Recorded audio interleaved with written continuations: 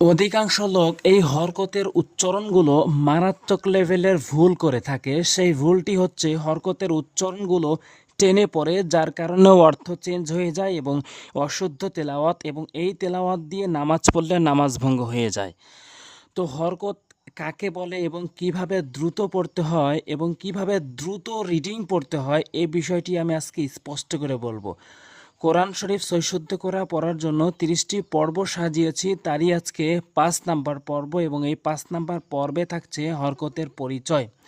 তো হরকতের পরিচয় হচ্ছে যে এক জবর এক জের এক পেশকে হরকত বলে, এবং হরকতের উচ্চারণগুলো দ্রুতই পড়তে হয়, টেনে পড়া যাবে না, এবং এই হরকতের উচ্চারণগুলো টেনে পড়ার কারণে অর্থ চেঞ্জ হয়ে যায়।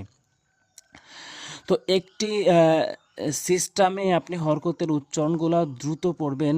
প্রথম নিয়মটি হলো যে এক জবর এক জের এক পেশকে হরকত বলে, হরকতের উচ্চারণগুলো তাড়াতাড়ি পড়তে হয়। হ্যাঁ, এখন বাংলাতে একটু ধরে নিই, প্রত্যেকটা অক্ষরের বাংলা অক্ষর রয়েছে, প্রত্যেকটি আরবি হরফের বাংলা অক্ষর রয়েছে, যেমন আলিফতে সরে আ, বাতে ব, তাতে ত। হ্যাঁ, এখন জবরতে সবসময় আপনি আকার হিসাবে ধরবেন, এবং জেরতে রুস্যিকার হিসাবে ধরবেন, এবং পেশতে রুস্যকার ধরবেন। তাহলে এভাবে আপনি বানান দ্রুতই করতে পারবেন।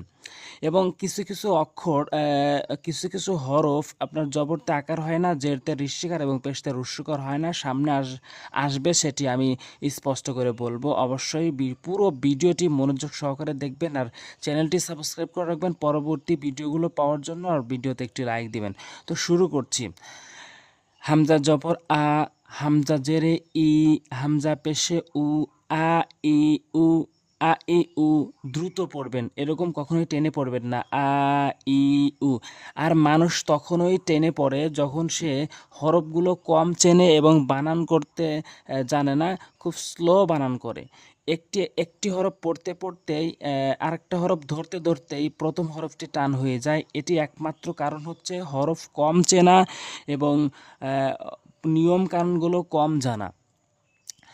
তো এখানে দেখবেন, দেখতে পাচ্ছেন জাল জবর জা, জাল জেরে জি, জাল পেশে জু, জা জি জু, জা জি জু। হরকতের উচ্চারণগুলো টেনে পড়তে হবে।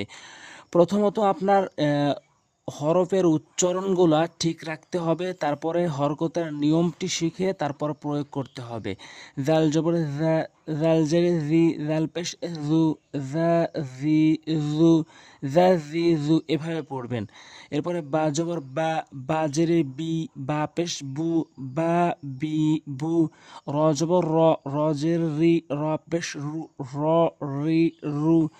এখানে দেখবেন রা রি রু হওয়ার কথা, এখানে র জবর র হয়েছে রা। অধিকাংশ লোক দেখা যায় যে র জবর রা, যেমন ইন্না লিল্লাহি ওয়া ইন্না ইলাইহি রাজিউন বলে, ওখানে রাজিউন। বা বিসমিল্লাহির রাহমানির রাহিম বলে, ওখানে বিসমিল্লাহির রহমানির রহিম হবে, রাহিম হবে না। এখানে র জবর র। অধিকাংশ লোক, কিছু কিছু লোক রয়েছে যারা র জবর রা পড়ে, তো আপনি র জবর র পড়বেন। কিছু কিছু কিছু হরফ রয়েছে যেগুলো জবরতে আকার গ্রহণ করে না। র জবর র, র জের রি, র পেশ রু, র রি রু। তা জবর তা, তা জের তি, তা পেশ তু, তা তি তু। ঝা জবর ঝা, ঝা জের ঝি, ঝা পেশ ঝু, ঝা ঝি ঝু। সা জবর সা, সা জের সি, সা পেশ সু, সা সি সু। কখনোই সা সি সু বলবেন না, সা সি সু। নরম করে জিহ্বার আগা দাঁতের আগার সঙ্গে মিলিয়ে। এরপরে সিন জবর সা, সিন জের সি, সিন পেশ সু, সা সি সু।